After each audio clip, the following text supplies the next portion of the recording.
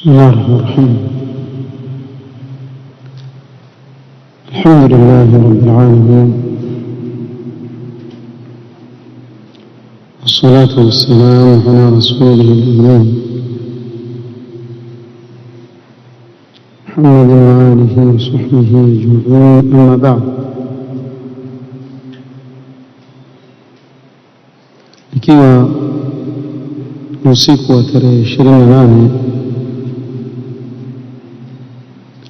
mwaka 1400 katika mwezi wa Ramadhani mwaka 1447, kalima leo insha Allah taala itafungamana na ahkamu Eid al-Fitr, ahkam zinazofungamana na siku ya Eid ambayo huwa اليوم الأول من شهر شوال, siku ya kwanza ya mwezi wa Shawwal ambao ndio wakati wa Eid al-Fitr. Kuna ahkam nyingi sana zinazofungamana na Eid al-Fitr, insha Allah taala katika wakati huu mchache tutajaribu kukumbushana. Nasema tukumbushana kwa sababu kila mwaka hili jambo tulizungumza. Kwa yule ambaye pengine labda atakuwa amesahau baadhi ya ahkam, basi ni wakati munasib sasa hivi kujikumbusha, sababu ndio ibada ambayo iko mbele yake. Na ndivyo ilivyo katika kila jambo. Muislamu kabla ya kulifanya atakikana mwanzo alisome ibada yote. Kwa mfano ibada ya saum ilikuwa juu yetu sisi kabla ya kuingia Ramadhani, tushajua ahkam zinazofungamana na saum. Na sasa hivi tukitoka katika Ramadhani, ibada ambayo iko mbele yetu kubwa ni ibada ya hija.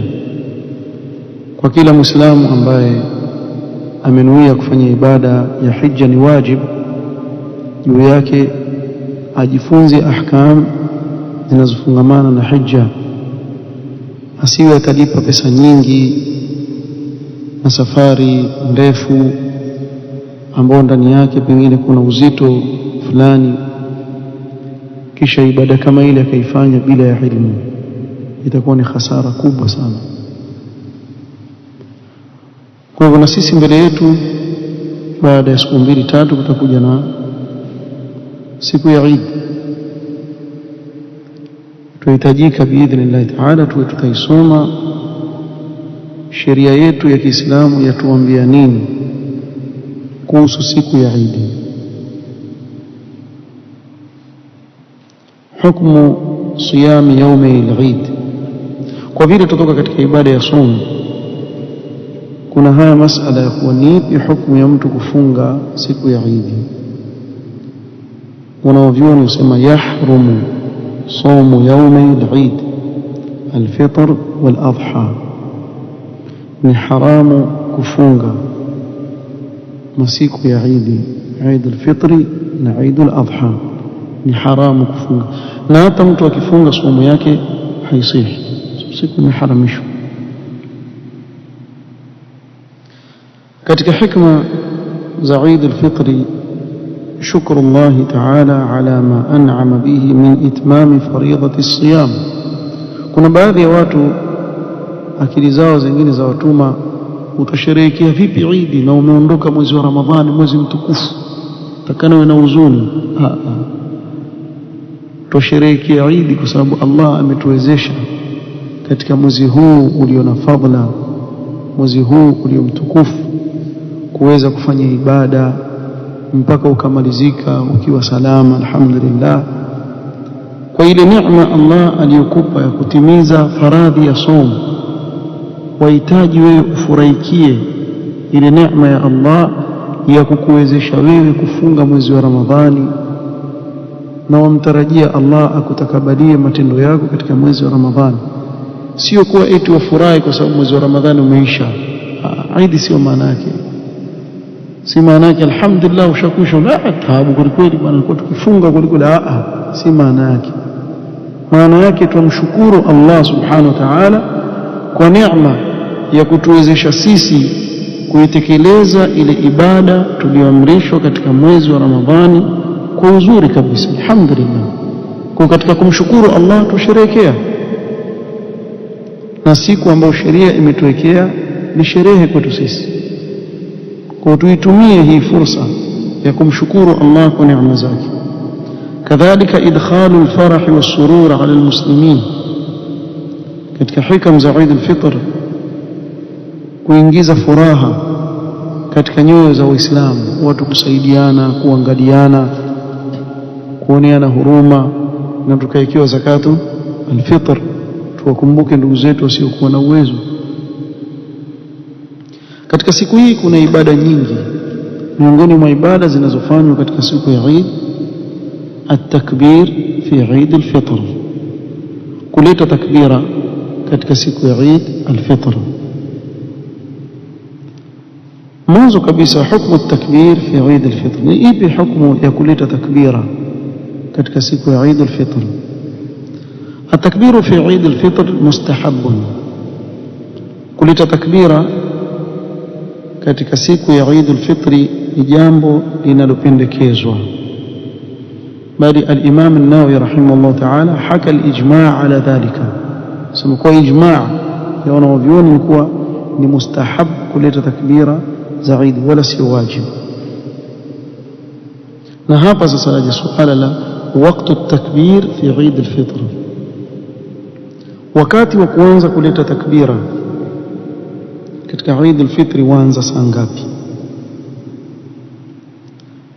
Kwanza tutataja wakati ibtidaa at-takbir fi Eid al-Fitr, kisha tutaje wakati intihaa, ule wakati ambapo yaanza, yani amri ya kisheria ya kupendekezwa kuleta Eid al-Fitr, na ule wakati ambapo jambo hili ndio mwisho wake.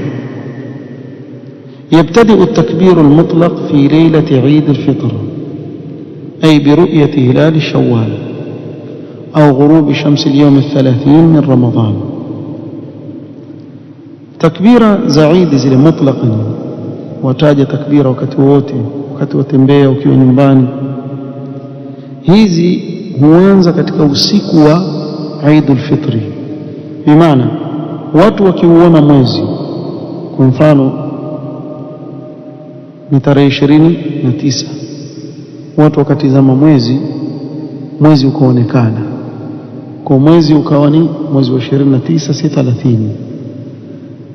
Kuanzia pale uone mwezi ndio wakati wa takbira umeanza. Kuweza kuleta takbira kila wakati, utembea njiani, nyumbani, leta takbira. Au kwa kutua jua la siku ya 30, itakuwa tayari mshamaliza mwezi. Hiyo hata bila ya kuangalia mwezi, siku zimekamilika 30, basi watu waanza kuleta zile takbira ambazo ni al-mutlaq, at-takbir al-mutlaq, yani wakati wote uliko waleta takbira. Na hii ndio fatwa katika muasirin ya Sheikh Ibn Baz rahimahullah ta'ala na Ibn Uthaymeen, na ndio fatwa al-lajnatu ad-daima. Wakati intihai at-takbir fi Eid al-Fitr, na wakati wa kuishia ile takbira ya Eid al-Fitr. Hapa wametofautiana wanawavyuoni katika kauli mbalimbali, lakini kauli za muhimu zaidi ni kauli mbili.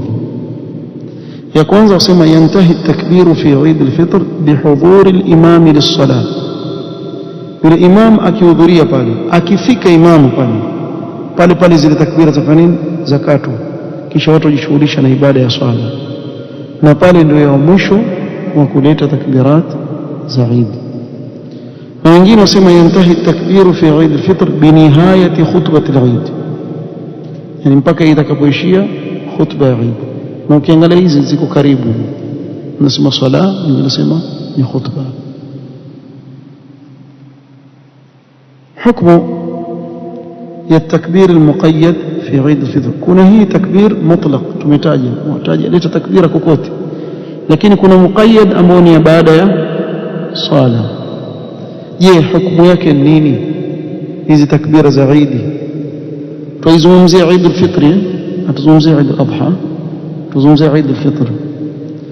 لا يشرع التكبير المقيد في ليلة عيد الفطر عقب صلاة المغرب والعشاء. منذ كان إليك hakuna takbira za Eid al-Fitr muqayyad na salat al-maghrib na isha ya usiku wa Eid, wala fi yawm al-Eid aqiba salat al-Eid, kadhalika siku ya Eid eti baada ya salat al-Eid watu wanaanza kuleta takbira, la. Na huu wakati wake utakushafanya ushaisha. Kwa siku ya Eid al-Fitr watu wakimaliza kuswali pale, khutba ishatolewa, tushamaliza, wasije watu msikitini adhuhuri wakaleta takbira za Eid kisha wakati wake, kile itakuwa imeeleweka. Na hii ndio qaul sahihi ya Shafi'iyya, kadhalika ndio chaguo la Imam an-Nawawi rahimahullah ta'ala, kadhalika ndio qauli ya Sheikh al-Islam Ibn Taymiyyah na katika muasirin Sheikh Ibn Uthaymeen rahimahullah ta'ala, kuwa hakuna takbira muqayyad katika Eid al-Fitr, kinyume na Eid al-Adha ndio kuna muqayyad na kuna mutlaq. Ama katika Eid al-Fitr la, ni mutlaqan tu, waleta takbira bila kuifunganisha na baada ya swala. Naeleweka nafikiri. Na hili jambo ni muhimu sana lieleweke, sababu kuna tofauti baina ya Eid al-Fitr na Eid al-Adha. طيب صيغه ya takbira ina sigha nyingi zimpokelewa, lakini sigha ambayo ni maarufa sana ni Allahu akbar, Allahu akbar, Allahu akbar mara tatu au mara mbili, la ilaha illa Allah wallahu akbar walillahi alhamd. Hii ndio sigha ambayo maarufu zaidi, lakini zimpokelewa sigha mbalimbali katika swala hili. Ikiwa ataleta kwa mara mbili mbili, Allahu akbar, Allahu akbar, la ilaha illa Allah, au mara tatu, yote jaiz, yajuzu hivi na yajuzu. طيب, tukizungumzia sifatu at-takbir fi al-Eid, namna ya kuitekeleza hii takbira katika Eid. yusannu al-jahru bit-takbir lirrijali min hin khurujihim min buyutihim ila al-musalla, ni sunna kuleta takbira za Eid kwa wanaume kwa sauti pale wanapotoka nyumbani wakiwa waelekea kwenye musalla, pia wao waleta takbira za Eid, wanyanyua sauti zao kwa takbira za Eid. Amma takbiru al-jama'i fi al-Eidain fa bid'ah, ama kuleta takbira za pamoja pamoja, bimaana watu wote kwa pamoja kwa sigha moja, kila mmoja aleta takbira kivyake, lakini kuweka iende katika mtindo mmoja kama vile kwaya, hii bid'ah. Nasema hivi ili nieleweke, kuwa mmoja yasema wengine waitikia Allahu akbar, Allahu akbar, Allahu akbar, yasema mmoja, akima walillahi alhamd, wale wengine waitikia Allahu akbar. Na wapenda watu kama hizi, moja zina shime, shime Allah, twende Allah, penda tu kwetu makhurafi, Allah iglaakum, wapenda sana makhurafi, penda vitu vya shime vile. Na sasa hivi wametoa mpya siku ya Eid, yule khatibu mwenye kuswalisha akija pia iwaletwa na vikundi vya watu nyuma, watatu mbele, Allahu kupisha njia, Allahu akbar, una raha. Basi na yule anayeletwa pale polepole atembea, apita pale, asikia raha, kufanya bid'a, na'udhu billah. Almuhim, takbir jama'i ni bid'a, Allahu musta'an. ndio fatwa اللجنة الدائمة الشيخ ابن باز، الشيخ الألباني، الشيخ ابن عثيمين رحمة الله عليهم أجمعين. طيب, تuje katika salatu al-Eidain. Salatu al-Eidain ni sala ambayo ina fadhila nyingi sana mbele ya Allah subhanahu wa ta'ala. Mwanzo lazima ieleweke, salatu al-Eidain fadluha adhim, ويكفي في ذلك من خلال مواظبته صلى الله عليه وسلم عليها. Yatosheleza kuonyesha fadhila ya sala ya Eid ni kuwa Mtume sallam hakuwahi kuacha sala ya Eid, alidumu katika kusali sala ya Eid mpaka kuondoka kwake duniani alayhi salatu wassalam. bali wa amrihi linnisa'i wa dhawati alkhuduri walhuyyab an yakhrujna ilayha, mpaka Mtume sallallahu kufikia kuamrisha wanawake kadhalika wanawali, mpaka wanawake walioko katika ada ya mwezi wahudhurie, wakae kando wasiswali, lakini wahudhurie ile khairi na baraka inayopatikana katika swala ya Eid. Kadhalika kuwadhib masahaba wa Mtume sallallahu kuendelea kufanya hili jambo baada ya Mtume sallallahu alaihi wasallam. Ndani ya swala ya Eid kuna kumshukuru Allah subhanahu wa ta'ala kwa neema ya kuweza kutimiza ibada ya saum mpaka mwisho, na Waislamu kukusanyika katika khairi, neema kubwa sana. Sasa kuna ahkamu za fungamana na hii swala. Jambo la kwanza ni hukumu salati al-Eid. Hukumu ya swala ya Eid. Salatu al-Eid kuna ikhtilaf baina al-ulama, na kauli ambazo zakaribiana sana na dalili zake zina nguvu ni kauli mbili. Wale wanaosema kuwa ni wajibatun wujuban kifaiyan, yani fardh kifai, wakifanya baadhi ya Waislamu ya watosheleza wengine. Na kauli nyingine pia iliyo na nguvu, salatu al-Eidaini wajibatun wujuban ainiyan, kama vile swala yote nyingine. Na katika dalili wanazozitumia kwa mfano ya haraka haraka, angalia siku ya Eid ikiangukia siku ya Ijumaa, anayeswali salatu al-Eid ana ruhusa ya kutokuja kuswali Jumaa ambayo ni fardhu ain. Ataswali salatu dhuhr nyumbani, za kuswali dhuhr, akawacha kuswali Jumaa.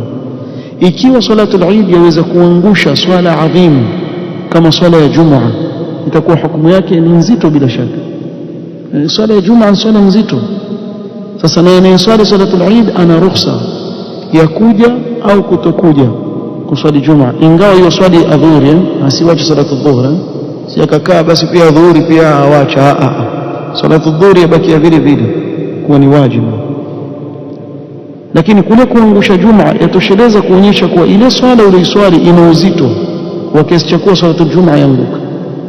Kwa hiyo kauli na nguvu, wallahu a'lam, na ndio madhhabi ya al-Hanafiyya, na ndio dhahiri ya qaul al-Shafi'iyya, kadhalika ni riwaya kutoka Imam Ahmad, na dhahiri ya qaul al-Malikiyya, na ndio chaguo la Sheikh al-Islam Ibn Taymiyyah, Ibn Baz, Ibn Uthaymeen rahmatullahi ta'ala alayhim ajma'in.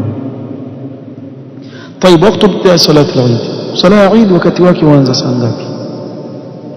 يبتدئ وقت صلاة العيد من ارتفاع الشمس قيد رمح. kiufupi ule wakati wa sala ya shuruq ndio huo wakati ambao mwanzo yaanza wakati wa sala ya Eid. baada tuluu ash-shamsi bimiqdari rubu' sa'atin takriban, baada ya kuchomoza kwa jua ukiongoja robo saa ikawa qaida rumhin, kama vile mfano wa mkuki ukisimamisha lile jua limepanda, bimaana likianza kutoka jua subiri dakika 15. Ikipita dakika 15 lile jua litakuwa limepanda, pale ndio waanza wakati wa swala ya Eid. Na huu wakati utaendelea, yantahi wakati salati al-Eid bizawali ash-shamsi an kabidi as-samaa, na huu ni wakati wa salatu adh-dhuhr. Kiufupi ikiisha wakati wa salatu ad-duha ndio pia imekisha wakati wa nini, wa salatu al-Eid. Na hii ni kwa ittifaq ya madhehebu yote ya fiqh, au kukhtalifiana katika hilo. Waistahabu ta'khiru salati Eid al-Fitr, yapendekezwa kuchelewesha swala ya Eid al-Fitr. Kwa nini? Ili watu wamakinike kuweza kutoa zakatul fitri wale ambao hawajatoa. Tofauti na Eid al-Adha, yapendekezwa kuiswali mapema ili watu warudi nyumbani waweze kufanya nini? Kuchinja. Hii tofauti. Ingawa huku kwetu swala ya swali wakati ule saa 1:30, iwe ile iwe hii, subutu ile imamu achelewe. Tena waweza kuwa nchelewa, aambiwa na wale wasimamizi pale, wewe chelewa kidogo, maana watu bado waja, kwa hiyo chelewa kidogo. Basi pale watu, nini bwana, chelewesha bwana. Watu wetu wana taabu sana, nataka subra. na pengine wewe uko pale pale. Mara ngapi naswalisha ni salati al-Eid, niko pale pale kwenye uwanja kabla saa 1:30, lakini wale wasema bwana usije, subiri hapo. Sasa wewe ufikirie umchelewa, kumbe unkuja kabla yake. Wewe unafika kabla yeye hajafika, yeye mwenyewe kafika pengine dakika 5 saa 1:30. Akifika tu anza kulalamika, tucheleweshwa bwana, cheleweshwa, mwenyewe ndo afika bwana. Hawatofautishi baina ya swala ya Eid al-Fitri na Eid al-Adha, wakati ni huo mmoja. Na hii yabidi kwa sababu ya watu kama hao, watu kama hao ambao inshallah usipowapeleka kule wakati unaotaka wao, basi sije wakafanya maandamano. Bora waweke vile vile, si maadamu ni wakati ni swala, yalla taswalishwa tu. Allahu almusta'an. طيب مكان إقامة صلاة العيد. صلاة العيد يسن إقامة صلاة العيد في المصلى. يpendekezwa kusali صلاة العيد uwanjani, ingawa watu wakiswali msikitini kwa mfano tuseme kwa swala haisihi, lakini sunna ni watu waswali uwanjani. Na nakumbuka mara ya kwanza watu kuambiwa kuswali uwanjani ndio sunna, hapa kwetu ilileta balaa sana. Watu wacha misikiti bana, wenda uwanjani. Mtume salama wacha Masjid an-Nabawi ambao swala moja kwa 1000 akaenda kuwasalisha masahaba uwanjani. Mimi na wewe tutakuwa tuna vichwa vikubwa zaidi, akili zetu kubwa zaidi kuliko sheria ya Allah. Mtume salama wacha Masjid an-Nabawi awasalisha masahaba fi sahara, aenda nje uwanjani awasalisha masahaba. Wewe utakuacha msikiti mdogo ama majina msikiti, tuseme Masjid al-Ghufaili utakuiacha, ama Mulla ama nani tuseme kwa mfano, ingawa watu wa msikiti hao wote wanaswali uwanjani. Hawa jamaa zetu hawa, kuna watu kwambia taswali hapa hapa msikitini kwa fujo. Basi waacheni wale watakutekeleza sunna watekeleze. Lakini alhamdulillah kila miaka ilipopita watu wakaanza kuelewa, mwisho ikawa hawaji tena huko msikitini, ndio uwanjani. Sababu ndio sunna, watu wakishajua watafuata. Sasa hivi wallahi alhamdu wal minna, ilibidi hata makhurafi pia waweke viwanja vyao. Bwana tupitwa bwana, wenzetu washaweka, tutafanyaje? Nyinyi kila siku mko last minute, yani nyinyi watu wako mbele huko, nyinyi mko nyuma tu siku zote. Kama mimi nakumbuka da'wa salafia ilipoingia hapa kwetu, haya bwana mapya hayo. Sasa baadaye tukija tukisoma tukija kukuta kina Sheikhul Islam, mbona Maafrika sisi tuko nyuma? Kumbe kutoka Sheikhul Islam watu wazungumza da'wa salafia na nini, sisi tuipata juzi tutawaambia hapa salafia jadida. Afrika kile kitu chafika mwisho ndio tabu. Sasa na watu wakishafikiwa na ilmu wasokubali kwa ile jambo lilikuwepo, sisi ndio tulikuwa tujafikiwa, wao wataanza kupinga na kusema kitu kipya ambacho hakikuwepo huko nyuma. Jamani, kuswali uwanjani ndio sunna. Hii ndio sunna. Mtume sallallahu alaihi wasallam ndivyo alipotufundisha watu watoke uwanjani wakaswali. Na alhamdulillah waislamu wengi sasa hivi wamezoea siku ya Eid waswali uwanjani, na viwanja vinavyoswalisha Eid vinajulikana katika mji wetu alhamdulillah. Na hii ni neema kubwa sana, na ni katika rehema ya da'wa ya ahli sunna. Da'wa ile kuja hapa kuerevusha watu kuwa hii ndio dini ya Uislamu ilivyotuamrisha, walhamdulillah. Kwa hivyo kuiswali uwanjani ndio sunna. طيب الأذان والإقامة في صلاة العيد. hili ilikuwa hata hakuna haja kulizungumza, kila mtu yajua kuwa hakuna adhana wala iqama, lakini mimi naogopa waje watu baadaye waletea adhana na iqama. Maana watu waongeza vitu vingi katika dini, na nyinyi mtakuja kukumbuka ile siku wataongeza adhana na iqama hawa jamaa. Mkipinga watawaambia nyinyi mkataza iqama na adhana. Salala pia adhana yakatazwa. Kama Ibilisi. Wajua Ibilisi hata kusikiza adhana. Wallahi mtakuja kusikia wakija ukiongeza wasema maneno kama hayo. Nyuma mashangazo, lakini hakuna mtu. Ikiwa watu hawatafundishwa dini yao, itakuja kuongezwa. Maana tushaona mambo mangapi yameongezwa katika dini ambayo hayamo. Si hili basi wakasema mbona tuadhini kwa ajili ya Jumaa, na hii si badala ya Jumaa yaweza kubadilika, basi hapa pia tuadhini. Tusema la, la yushra'u li salati al-Eid adhan wala iqama, hakuna katika swala ya Eid adhana wala iqama. Na hii ni kwa ijmaa inavyo au kukhtalifiana katika hilo. Kwa ikiwa kuna mtu yuotawota kufanya kitu kama hicho, koma, hakuna jambo kama hilo katika dini, hakuna. Kuna wengine wafikiria tuweke tusiweke, wewe usijaribu mtatufanya tubebe nzirani sasa kwenye msalla, ukianza upige kelele. At-tanaffulu li salati laysa li salati al-Eid sunnatun qabliyya wala ba'diyya khassatun biha, usije kiwanjani kwa swali qabliyya, hakuna qabliyya, wala usimalize salati al-Eid kwa swali ba'diyya, hakuna ba'diyya. Wewe njoo ukae ulete takbira pale, akija imamu swali, kimaliza khutba watu enda zao, hakuna qabliyya wala ba'diyya. Umeelewa sio? Kuna siku tumeenda kiwanja fulani, tukifika pale uwanjani watu wakaa, akaja shekhe mmoja, ni shekhe, akaswali raka mbili kisha akakaa. Wacha watu waanze kuswali qabliyya hapo. Wallahi tena angalia hatari ya hawa watu ambao onyeshwa vidole kwa mashekhe, mpaka mwisho kabili watu wamfuate. Bwana, watu wanakuona wewe waswali, watu wote waswali, kuna swala gani? Sasa yeye hajui ajitoe vipi. So ile ni kwa swalatu shukri, mimi naswali kumshukuru Mungu. Waambie mimi ni kumshukuru Mungu, kama wengine pia wasema hivyo, na sisi pia swalatu shukri. Wallahi alazim, mimi nilikuwepo kwenye uwanja likitokea hili jambo, sikwambii ninaambiwa, nilikuwepo mkao na tukatangaziwa pale ilikuwa swalatu shukri. Basi kila mtu ana shukrani pia kwa swalatu shukri. Kwa hakuna hizi sunna, ukifika uwanjani weka tu uendelee na ibada zako za kuleta takbira mpaka imamu atakapoingia. Idha sadafa al-Eid yawm al-Jum'ah, kuna uwezekano mwaka huu salatu al-Eid ikagongana na siku ya Ijumaa. Kuna uwezekano, sisemi lazima hivi, lakini kuna uwezekano. Na mkimaliza hapa mtasoma, mtamuita engineer hapa asome, sababu sitaki mcheke. Nitasoma mimi Kiingereza wala sishindwe, lakini wengi mtacheka, mwafikiria ni ustadha wajui Kiingereza, na ndio sitaki. Sasa nitamuita engineer hapa, atakuja kusoma barua kutoka kwa kadhi kwa Waislamu, ataisoma kisha mimi nitaifanyia taaliq. Kadhi ameandika barua akawatumia Waislamu kuwa watu waangalie mwezi siku ya Alhamisi. Sasa ndio itakuwa 29, sio?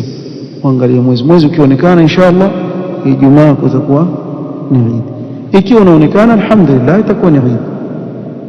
Ikiwa kadhi anasema kuonekana, basi tutafunga pia Ijumaa, Jumamosi ndio itakuwa Eid. Lakini ashasema kwa Jumaa Alhamisi Waislamu waangalie mwezi. Hiyo tutakuja kusoma na tutafanya taaliq. Idha sadafa yawm al-Eid yawma Jum'ah, ikisudifiana kuwa siku ya Eid imeangukia pia siku ya Ijumaa, man salla al-Eid lahu an la yahdhura al-Jum'ah wa yusalliha dhuhran, yule ambaye ameswali salatu al-Eid kwa jamaa amemaliza, ana ruhusa kisheria ya kutohudhuria Ijumaa. Ingawa akihudhuria hakatazwi, ni sawa, lakini ana ruhusa ya kuswali adhuhuri badala ya Jumaa. Kwa hivyo ataswali nyumbani salatu dhuhur, illa al-imam, isipokuwa imamu wa msikiti. Hasa usifanye kuwa wewe ni imamu wa msikiti sema na mimi pia na ruhusa, basi funga msikiti. Makosa, sababu si watu wote pengine walipata salatu al-Eid. Kuna wengine labda wameikosa, watakuwai Jumaa kwao ni wajiba, kwa imamu hana ruhusa, fa inna al-jum'ata la tasqutu anhu. Kwa hiyo imamu yotoa khutba ya Eid na yotoa tena khutba ya Jumaa, kama alivyofanya Mtume sallallahu alayhi wasallam. Kwa hivyo ikiwa itaangukia kuwa Ijumaa na Eid kwa pamoja, anayeswali salatu al-Eid ana ruhusa kuswali adhuhuri, apumzike nyumbani. Na ikiwa atakuja Ijumaa itaswaliwa.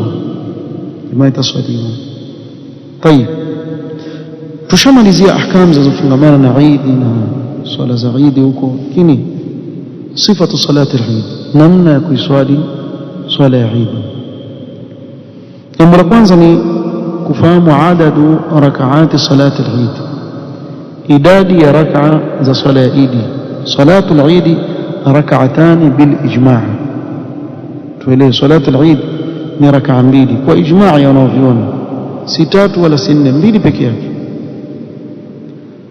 Sasa kuna zile takbirat za salatu al-Eid zile za zawaid zile, fikiri mwana kusema Allahu akbar kisha kuna takbira zingine pale. التكبيرات الزوائد في صلاة العيد سنة، zile takbira za ziada zile katika salatu al-Eid kwenye rakaa ya kwanza na ya pili ni sunna, ni mustahabba wala sio wajibu.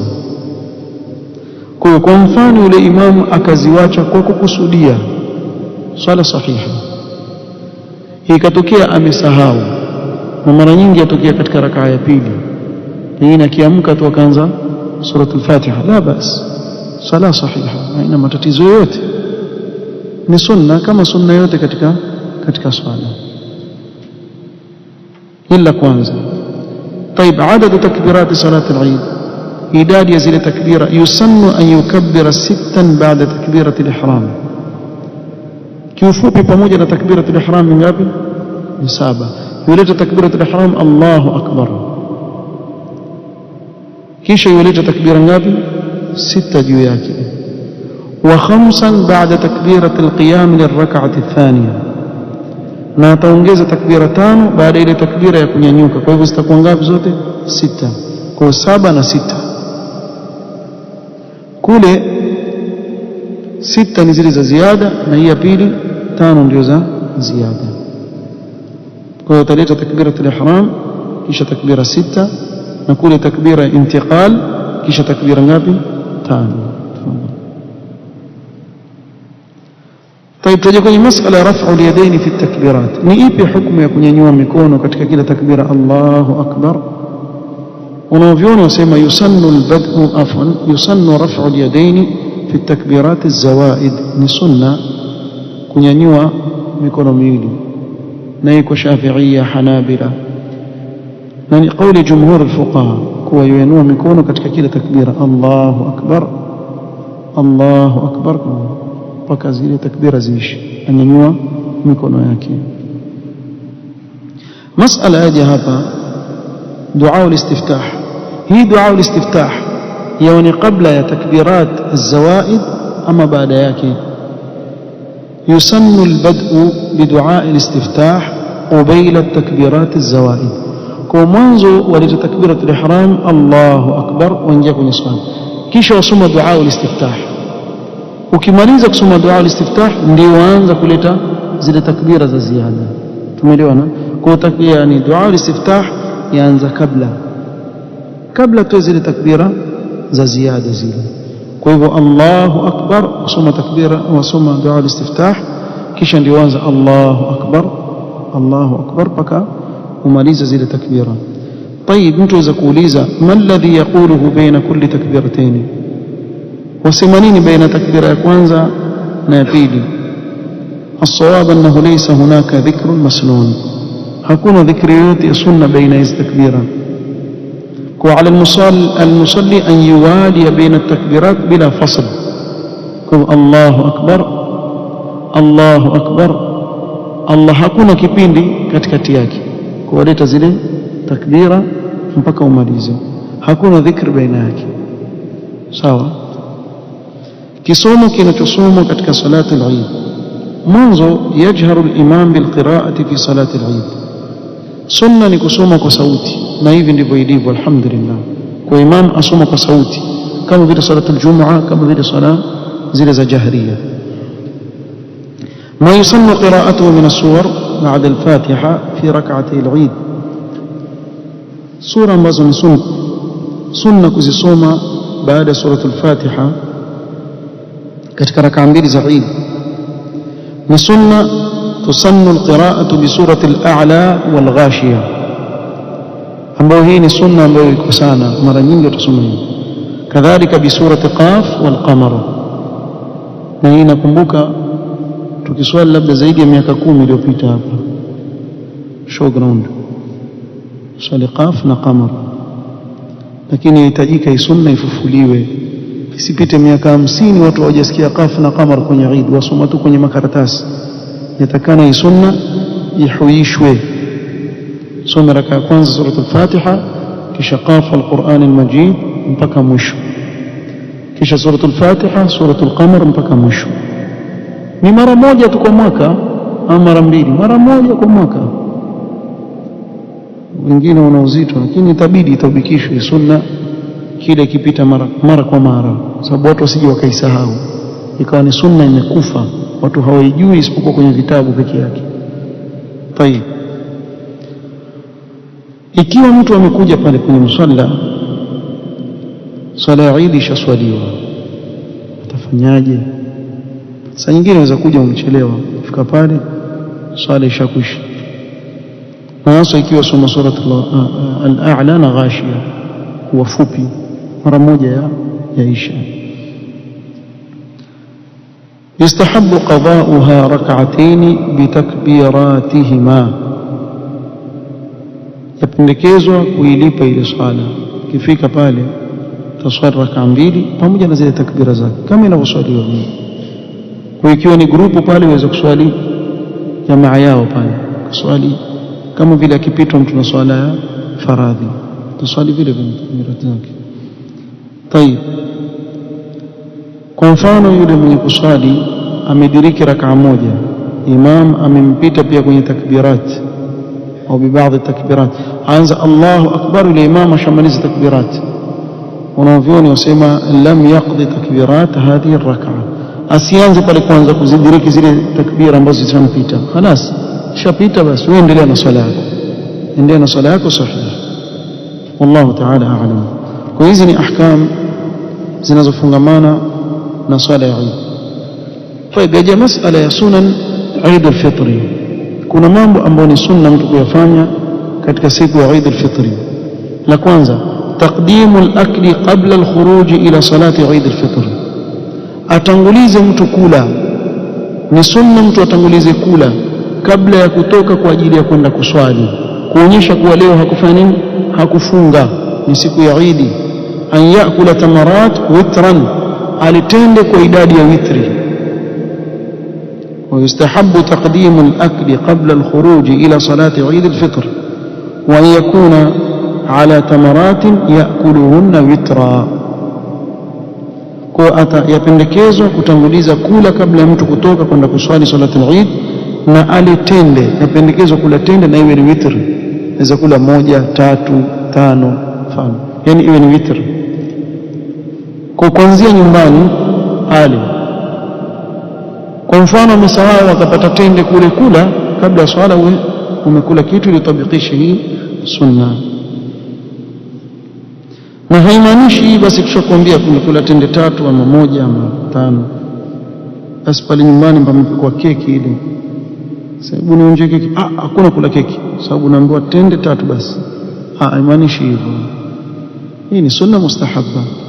Kwa haimaanishi kuwa ni haram kula chakula kingine. Unaona, pengine labda mkewe amekaanga nyama mapema pale, hebu nionje, lakini nitaonja vipi bwana, nimeambiwa tende 3 tu. Kula, haina neno, haina neno.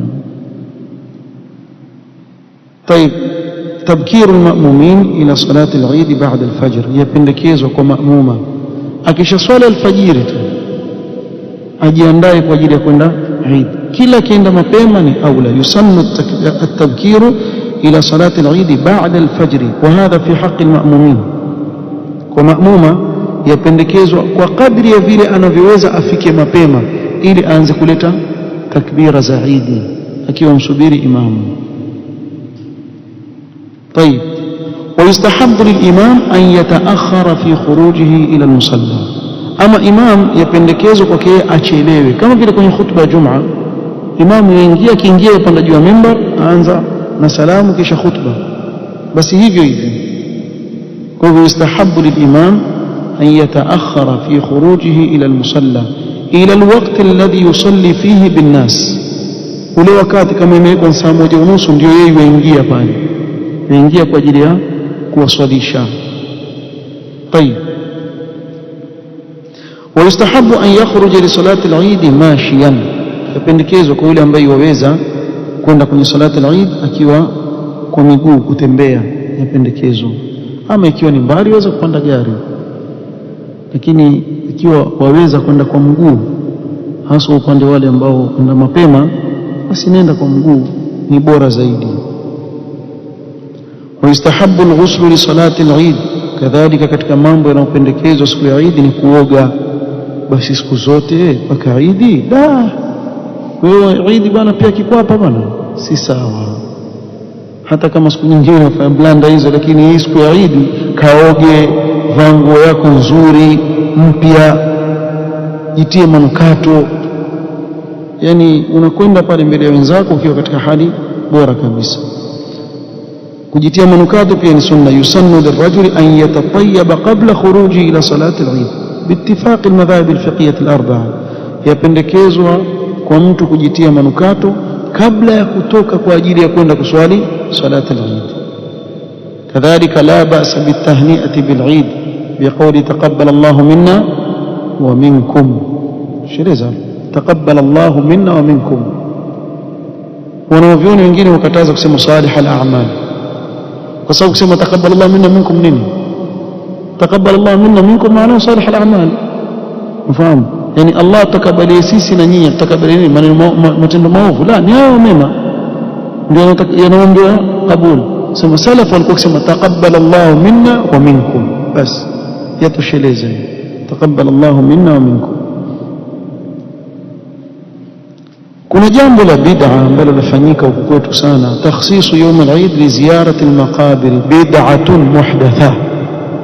Kuhusisha siku ya Eid kwa ajili ya kuzuru makaburi. Utaona Sargoi pale kikoani, kabla hujafika nyumbani huwa wana hadithi maudhu, waambizana kuwaona wale maiti wale, huwa wakutana, kisha wanza vipi mtembelea wewe? Jamaa zako wana habari na wewe, basi hata hakutaki, basi wakaa na huzuni, ajuaje kama ni Eid ama si Eid? Allahu a'lam. Hitaji dalili kusema kwa wale maiti wajua leo ni Eid, leo siku gani, leo siku gani. Hata wewe mwenyewe waweza kulala hapo ukiamshwa kwamba leo siku gani, hata sijui, na wewe ulala tujale kufa atajua. Hitaji dalili shekhi kusema kwa ati wale maiti wakaa kule waambizana vipi? Sema bwana leo bwana mimi sikutembelewa bwana, wenzake mimi ninatembelewa, basi yule ajisifu mbele mwenzake, kisha yuhuzunika yule maiti wako. Ndio maana jamaa huenda siku ya Eid pale wakafanya ziara. Makhurafi bwana, ni mtaabu sana. Hakuna ziara hizo za makaburi siku ya Eid kuhusisha. Na hapa usije ukaleta ujanja ukaanza kwambia bwana hata kuzuru makaburi haramu wale. Tartibu, ala fazuruha fa innaha tudhakkirukum al-akhir. Si uzuru leo kesho kutwa, kesho nenda siku yote, nenda kazuru tena wakati mzuri usiku. Kweli Mtume sallallahu alikuwa akienda usiku akizuru makaburi Baqia wakati usiku, sababu ukienda usiku wewe utakuja kukumbuka ukienda siku moja peke yako. Wallahi ukiangalia ile makaburi ukajihisi kama wewe uko ndani pale, ndio utajua ni ibra. Na uwaombee wale maiti, si kwenda kuwaomba. Kwa kuzuru makaburi ni sunna, yapendekezwa, nenda kazuri, lakini kuifunga tuna wakati, hiyo ndio bid'a. Umeelewa nafikiri? Kufunga ule wakati usema siku ya Eid ndio nenda kuzuru makaburi, pale uingia kwenye makosa. Lakini la si hivyo, siku yote waweza kuzuru makaburi. Haukuwa kiwa siku maalum, bali tunahitajika hasa watu wa sasa watakana kuzuru makaburi sana. Maana watu wengine bwana tuna roho ngumu sana, watakana watu wende wakazuru makaburi, waangalie ile hali ya maiti, akazingatia kwa iko siku na yeye atakuwa ni mmoja katika hawa, akawaombea dua, ikawa ni manufaa kwake yeye na wale maiti, kwa kuombea dua, si kwenda pale kuwaomba. Nafikiri nitakuwa mmeeleweka. Subhanakallahumma wa bihamdika ashhadu an la ilaha illa anta astaghfiruka wa atubu ilaik. Barakallahu fikum.